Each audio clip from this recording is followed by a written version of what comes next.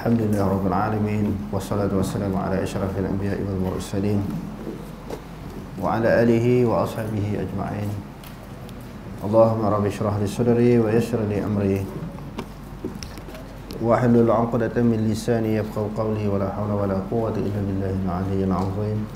Allahumma la sahla illa ma ja'altahu sahla wa anta taj'alul huzna in syi'ta sahla. Rabbi yassir wa la tu'assir wa atmim bil khair, amma ba'd. Menegah solat di sisi kubur. Sebahagian daripada langkah-langkah jalan-jalan untuk menyekat dan menegah kesyirikan sembahyang di sisi kubur. Sebab apa?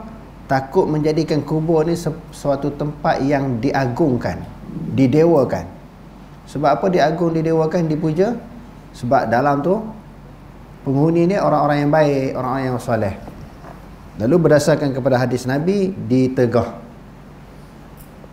Okey, terus Rasulullah SAW menegah umatnya menunaikan solat di sisi kubur, baik kubur itu dibina masjid ataupun tidak. Begitu juga duduk dan juga membina bangunan di atas kubur.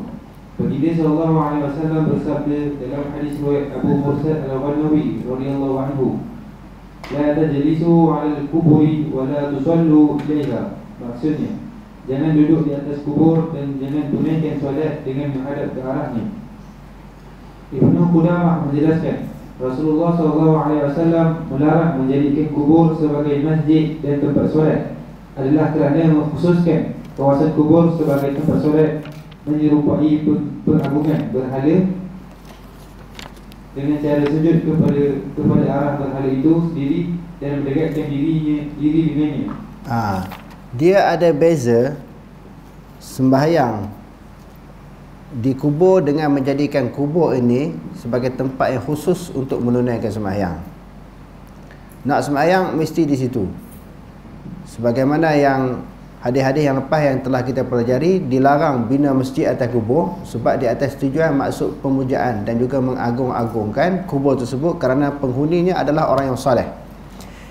Dia ada, sebab asalnya di dalam agama Islam berdasarkan kepada hadis Nabi ini, dia tidak ada tempat yang khusus kita menunaikan sembahyang barulah dianggap sembahyang itu sah. Adapun di sudut afdal adalah di dalam masjid.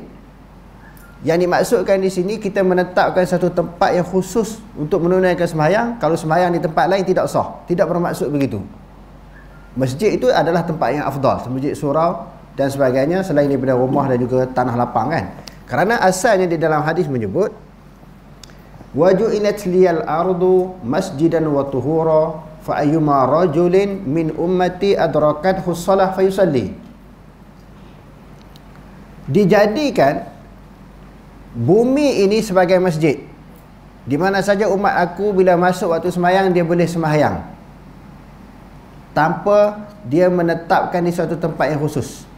Maksudnya kalau orang zaman yang terdahulu, zaman dulu-dulu iaitu Bani Israel, syariat ni yang Allah Subhanahu Wa Taala tetapkan, tentukan kepada mereka, mereka kena sembahyang yang telah suatu tempat yang dibina khusus untuk menunaikan sembahyang, dipanggil sawami', maknanya gereja.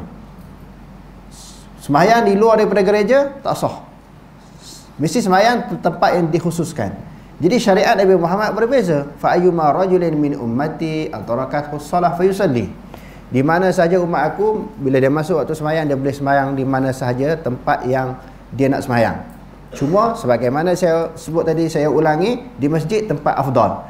Di sini yang dimaksudkan dalam hadis ini ditentukan di kubur sahaja kena sembahyang. Tempat lain tak boleh. Sebab apa? Di situ ada kelebihan. Kelebihan itu datang daripada andaian mereka sendiri kerana penghuni kubur itu mempunyai kelebihan. Jadi dalam syariat Nabi Muhammad ini jangan ditetapkan tempat yang khusus untuk menunaikan sembahyang. Okey, terus. Punca penyembahan berhala adalah berdasarkan membesar dan mengagungkan orang-orang yang telah mati dengan membuat patung-patung dan menunaikan solat di sisinya. Menegah bernazar dan menyembelih binatang di tempat yang bukan kerana Allah Subhanahu Wa Taala. Salah satu lagi jalan cara yang boleh membawa kepada kesyirikan bernazar selain daripada Allah.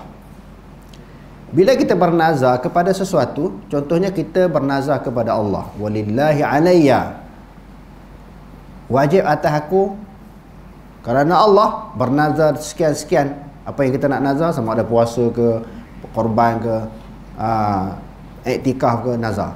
Bila kita menazar kepada sesuatu, maka kita telah mengagungkan sesuatu. Kalau kita bernazar kepada Allah, maknanya kita telah mengagungkan Allah, dan itulah sememangnya, itulah yang betul, itulah yang dituntut. Tetapi andai kata ada mana-mana orang dia bernazar selain daripada Allah, maksudnya dia telah mengagungkan benda tersebut. Kalau orang tersebut, kalau tempat-tempat tersebut, sebab itu dilarang bernazar selain daripada Allah, kerana kita mengagung selain daripada Allah Ta'ala. Dan Allah Subhanahu Wa Ta'ala sahajalah yang layak diagung, didewakan, disanjung. Kalau Nabi tak boleh diagungkan. Nabi dihormati. Kalau diagungkan, diangkat setaraf dengan Allah. Didewakan, jadi dia macam Tuhan. Macam mana kita nak beza tu? Allah diagungkan, dipuja, disanjung. Nabi dihormati.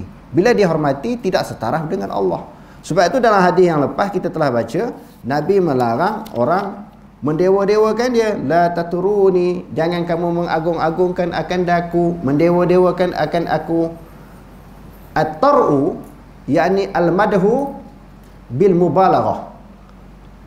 Maknanya at-tar'u, tar'u di sini memuji secara melampau. Tu yang Nabi larang. Takut jadi macam orang Yahudi. Dia mendewakan Nabi Musa secara berlebihan, dan orang Nasrani Nabi Isa secara berlebihan. Umat Nabi Muhammad ini yang kita dewakan, agungkan adalah Allah. Adapun Nabi kita hormati, kita sayangi. Sebab itu adalah tuntutan dan perintah Allah. Okey, terus.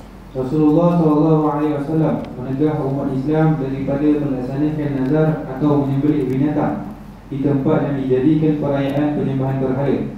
Dalam hadis yang diriwayatkan daripada Sabit bin Ad-Dahhak radhiyallahu anhu menjelaskan, nazara rajulun ala ahdi Rasulillah sallallahu alaihi wasallam an yanhara ibilan bi Buwana, fa'ata an-nabiy sallallahu alaihi wasallam faqala inni nazartu an anhara ibilan bi Buwana, faqala an-nabiy sallallahu alaihi wasallam hal kana fiha wathanun min awthan al-jahiliyyah ya'budu? Qalu la. Qala hal kana fiha 'idun min a'yadihim? Qalu la. Qala Rasulullah sallallahu alaihi wasallam awfi bi nadhrika fa innahu la wafa'a li nadhrik fi ma'siyati Allah wa la fima la yamliku bulu Adam. Maksudnya, seseorang lelaki bernazar pada zaman Rasulullah sallallahu alaihi wasallam untuk menyembelih seekor unta di Buwana. Beliau menemui Nabi SAW dan bertanya baginda, apakah di sana mana-mana berhala yang terdapat pada zaman jahiliyah yang disembah masyarakat? Para sahabat menyatakan, tidak. Nabi SAW bertanya lagi, adakah di situ diadakan mana-mana perayaan? Para sahabat menjawab, tidak.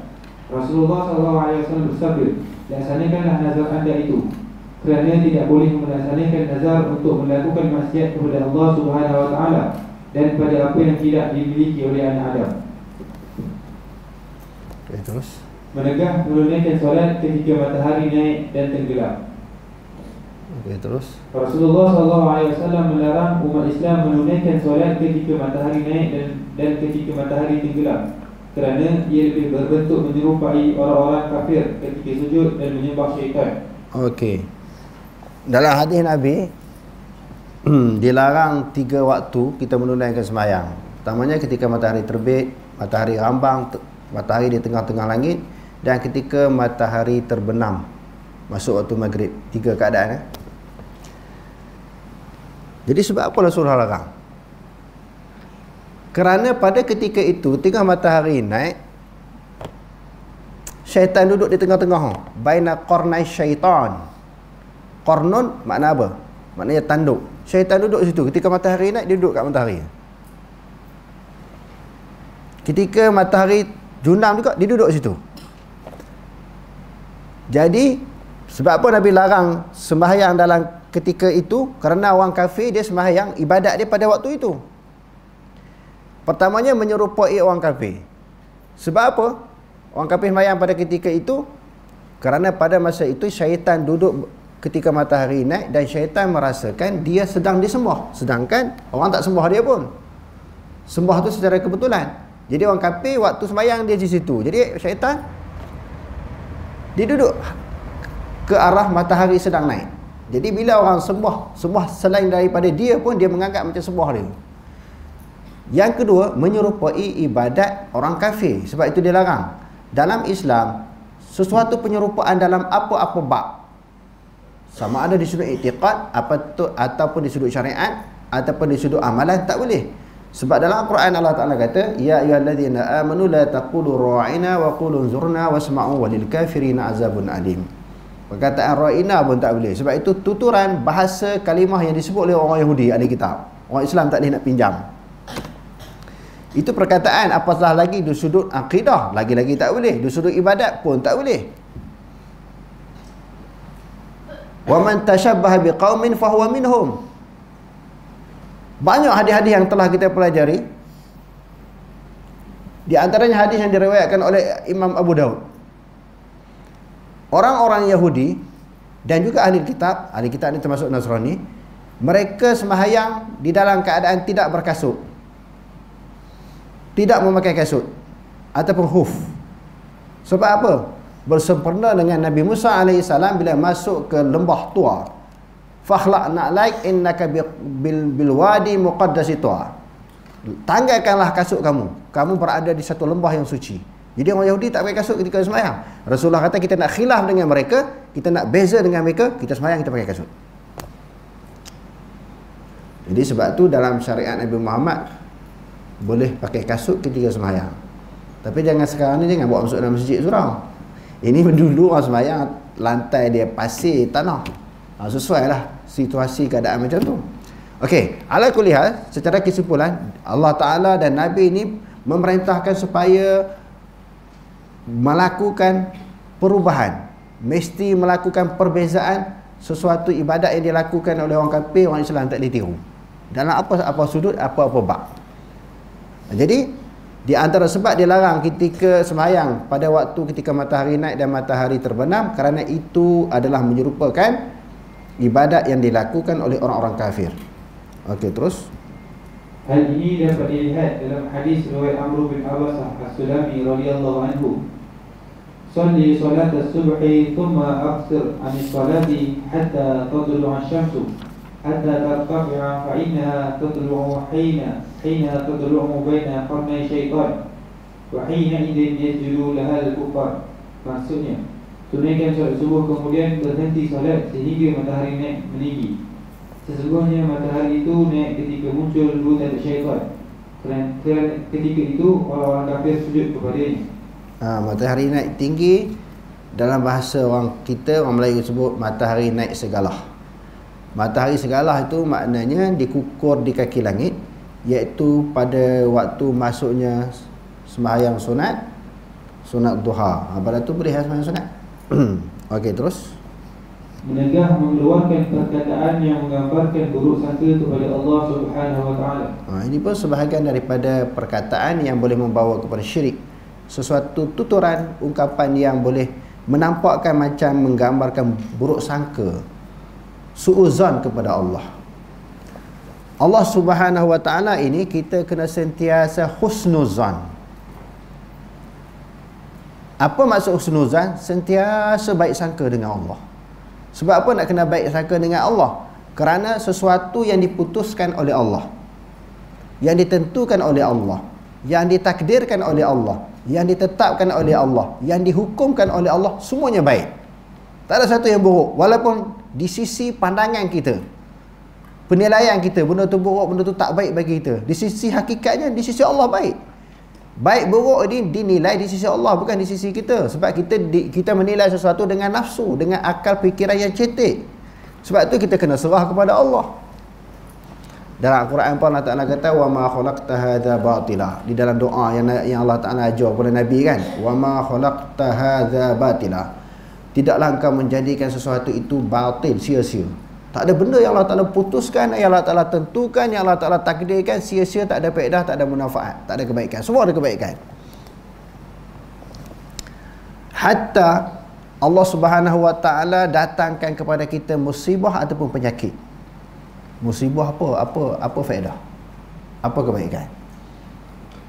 Allah Ta'ala datangkan bala musibah kepada kita, apa kebaikan? Ibnu Jauzi kata semua ada kebaikan. Hatta Allah Ta'ala kenakan, datangkan, timpakan penyakit kepada kita.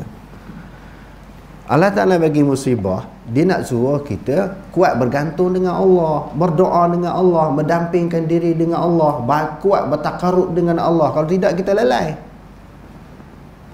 Sebab tu ada di dalam hadis, Nabi kata, ajibtu alal mu'min, aku hairan melihat situasi orang yang beriman. Bila dia dikurniakan nikmat, dia bersyukur, dapat pahala. La in syakartum la azidannakum wa la in kafartum inna azabi lasyadid. Dia bagi nikmat, dia bersyukur, dapat pahala. Bila dia seseorang mukmin ini dibala oleh Allah, didatangkan ujian, didatangkan musibah, dia sabar, boleh pahala juga. Bagi nikmat dia syukur, dapat pahala. Bagi bala dia sabar, dapat pahala juga. Di antara kelebihan Allah Ta'ala bagi mudarat musibah kepada seorang, nak bagi pergantungan kita kuat dengan Allah. Mungkin kita lalai, lara, tak banyak ingat pada Allah, kurang zikir, kurang munajat kepada Allah, kurang berdoa, Allah Ta'ala jentik sikit. Baik kita beringat, masa tu baru banyak doa, banyak buat amalan. Allah Ta'ala datang penyakit, ada dah di sana usaha bagaimana nak hilangkan penyakit, berobatnya, pantang, tak boleh makan, tak boleh minum makanan-makanan yang tertentu, minuman-minuman yang tertentu, nak latih kita tu, nak bagi ada disiplin. Jadi kesimpulannya, apa benda yang Allah Ta'ala takdirkan kepada manusia tak ada faedah, tak ada kebaikan. Oleh kerana itu tak boleh buruk sangka dengan Allah. Walaupun kita dah tersandar ke dinding dah, tak boleh nak pergi dah, banyak sangat ujian ni, berat pula ujian yang kita lalui, tak boleh buruk sangka dengan Allah, mesti ada kebaikan. Sebab itu para Nabi tak pernah memburuk sangka kepada Allah walaupun ujian mereka sangat berat. Cuma kita tak tahu kebaikan itu kerana dia tersembunyi. Allah Ta'ala saja yang mengetahui. Oleh kerana kita tak tahu sebab apa Allah Ta'ala menjadikan, menentukan, mentakdirkan sesuatu perkara itu kepada kita, kita tak tahu. Oleh kerana itu kena husnuzan, kena baik sangka kepada Allah. Mesti ada hikmah yang tersirat yang kita tak tahu. Okey, terus Rasulullah SAW menegah umat Islam melakukan sesuatu yang boleh mengundang sangkaan buruk terhadap Allah Subhanahu Wa Taala dan gagal meletakkan perhargaan terhadap Allah Subhanahu Wa Taala mengikut yang sepatutnya. Antaranya lafaz-lafaz yang menggambarkan persamaan antara Tuhan yang Maha Pencipta dengan makhluk yang dicipta.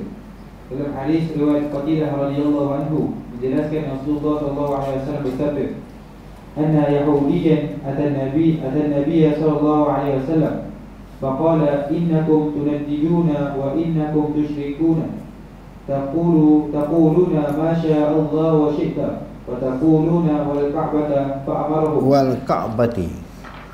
fa'amarahu an-nabiy sallallahu alaihi wasallam idza aradu an yahlifu an yaqulu wa rabbil ka'bah wa yaquluna ma syaa Allah thumma syi'ta.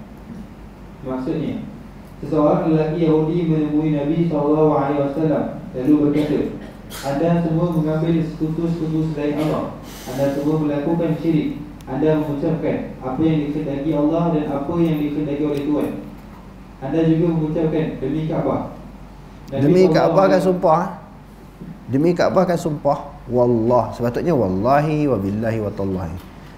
Sebab apa dia kata wal ka'bati, wa tu huruf qasam, demi Kaabah, maka dia mengagungkan Kaabah, seolah-olah Kaabah tu setara dengan Allah Ta'ala.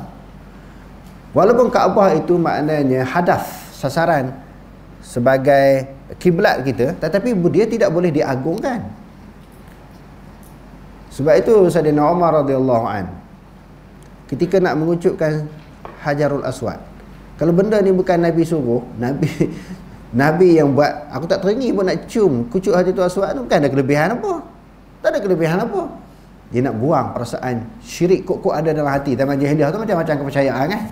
Kalau Nabi tak buat, Nabi tak suruh, aku pun tak teringin nak kucuk.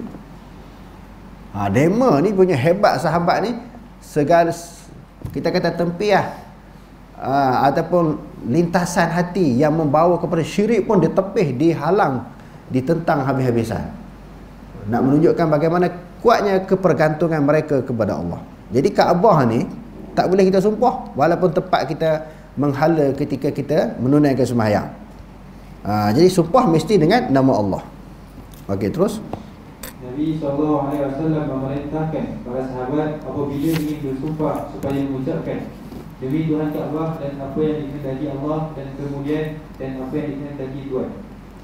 Demi Tuhan Kaabah tak apa. Demi Tuhan Kaabah. Siapa Tuhan kepada Kaabah? Iaitu Allah Subhanahu wa taala.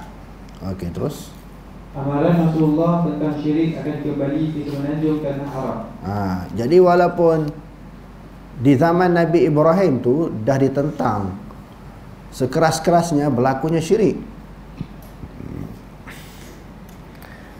Lalu setelah Nabi Ibrahim wafat, masyarakat Arab pada ketika itu mengikuti ajaran akidah tauhid yang dibawa oleh Nabi Ibrahim AS, iaitu agama tauhid. Fattabi'u millata Ibrahim hanifa wa ma kana minal musyrikin. Orang kafir Yahudi Nasrani, dia musyrik, mengatakan Nabi Ibrahim juga orang musyrikin. Mereka pun sama sebagaimana apa yang kami pegang. Nabi Ibrahim juga sembah berhala. Jadi Allah Ta'ala suruh Nabi jawab, hendaklah kamu mengikut fattabi'u millata Ibrahim hanifa. Hendaklah kamu mengikut millah agama Nabi Ibrahim, dan dia bukan tergolong daripada orang yang musyrik, orang yang sembah berhala. Jadi Allah nak menafikan Nabi Ibrahim itu syirik, menyembah berhala. Dia membawa satu agama yang hanif, lurus, iaitu agama yang mentauhidkan Allah. Jadi orang mengikutlah syariat Nabi Ibrahim. Begitu lama, generasi demi generasi, satu kurun kepada kurun yang berikutnya, sehingga ahli sejarah menyebut, sehingga ada seorang yang dikenali dengan Amr bin Luhai. Dia di antara orang-orang yang mewarisi agama ajaran syariat Nabi Ibrahim. Dia menjadi pakar rojok kepada masyarakat. Bila orang nak tahu tentang selok-belok agama yang dibawa oleh Nabi Ibrahim, orang tanya dia. Dia menjadi ikutan, menjadi contoh kepada masyarakat ketika itu. Tetapi apabila dia pergi hijrah ke Syam, sekarang ni orang panggil Syria kan? Dia tengok orang sana semua berhala, semua tokong. Dan dia rasa apa yang dia buat itu salah, di Mekah tu salah. Hak duk sembah Allah Ta'ala selama ni salah rupanya. Hak betulnya agama yang dia baru tengok sekarang ni. Dia pun mempelajari bagaimana cara kaifiat ibadat yang dibuat oleh orang-orang Syam. Lalu akhirnya dia pun bawa berhala balik ke Mekah. Dia tak suruh orang pun sembah berhala. Tapi oleh kerana orang tengok Tok Guru, dulu orang rojok tentang pegangan tauhid dia, ajaran yang diwarisi oleh Nabi Ibrahim, orang ikut dia. Oleh kerana kuat sangat orang taklid, fanatik, ta'assub kepada dia, apa sahaja yang dia buat, masyarakat akan ikut. Tiba-tiba dia berpindah daripada sembah Allah, dia sembah tokong, sembah berhala. Bila anak murid tengok, pengikut tengok, seorang demi seorang ikut dia, akhirnya sembah berhala. Last sekali semua penduduk masyarakat Arab pada ketika itu semua berhala. Tak ada seorang nak sembah Allah. Walaupun mereka masih tawaf lagi mengelilingi Kaabah kerana suatu amalan ibadah yang diwarisi daripada Nabi Ibrahim, tetapi dalam Kaabah itu ada berhala. Di luar Kaabah juga ada berhala. Ada 360 berhala berada di kawasan sekeliling Mekah, di sekeliling Kaabah. Jadi Allah Ta'ala nak selamatkan akidah manusia ni, diutuskan Nabi Muhammad nak pulih balik, tentang balik ajaran yang sesat yang dibawa oleh Amr bin Luhai. Sebab itu bahaya apabila kita terlalu kuat, terlalu fanatik kepada seseorang tokoh ataupun tok guru. Bila tok guru silap, sesat, semua jadi sesat. Macam Amr bin Luhai dia tadi. Sebab itu kita mengaji, jangan kuat sangat taklid tok guru. Boleh taklid, bukan kata tak boleh taklid langsung. Boleh taklid, boleh ikut, tapi jangan terlalu taklid, terlalu fanatik, ta'assub. Sehingga bila salah pun kita akan, tok guru salah, anak murid pun akan ikut. Itu yang bahaya mengaji taklid ni. Jadi apa yang perlu kepada kita belajar adalah kita ambil itba', kaedah itba', maknanya mengikut dengan dalil. Selama mana tok guru, ustaz yang mengajar kita boleh bagi dalil, bagi hujah, kita ikut. Selagi mana dia tidak boleh mengemukakan fakta, bukti, dalil, hujah daripada Quran dan hadis dan juga pendapat para ulama muktabar, kita tak boleh ikut. Walaupun dia sorban besar pada saya lagi ataupun setaraf dengan sorban saya, tak boleh ikut. Dia ikut ni bukan ikut sorban. Oh, tengok kita ni terperdaya, mudah terperdaya dengan penampilan. Oh, tengok pakai sorban lebih kurang, ada janggut sikit, pakai jubah, jalan tunduk, ada tasbih pula lagi di tengkok. Tak rida. Allah je tu. Tak rida pula atas bau. Allah, beteng, orang Kelantan kata beteng.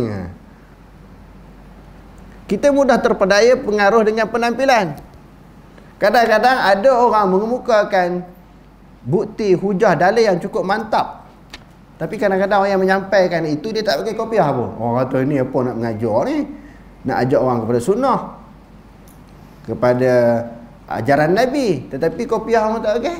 Dia ambil benda remeh-temeh. Apa yang orang tu cakap bagi Quran, bagi hadis, bagi pendapat ulama yang muktabar, tak ada goreng. Goreng tu goreng. Dan ceramah kan banyak orang goreng. Dia tak ikut. Kalau hak jenis penampilan tu macam zuhud, macam warak tu, hak itulah yang menjadi ikutan masyarakat. Jadi bahaya kalau mengaji macam tu. Sebab kes masyarakat kena ambil pengajaran. Kes masyarakat jahiliah jadi sesat itu kerana terlalu taklid kuat kepada Amr bin Luhai tadi. Sebab tok guru. Sebab dia tok guru, takkan tok guru nak menipu. Macam Piramli kata lah, takkan tok lebih nak menipu. Akhirnya lingkup habis. Tok guru terjun dalam gaung, kita sekali terjun dalam gaung. Jadi mengaji ni saya baca kesimpulan, kita nak ambil dalil, nak ambil hujah. Tak boleh lagi zaman sekarang ni orang sebut kami orang awam tak perlu dalil. Tak boleh.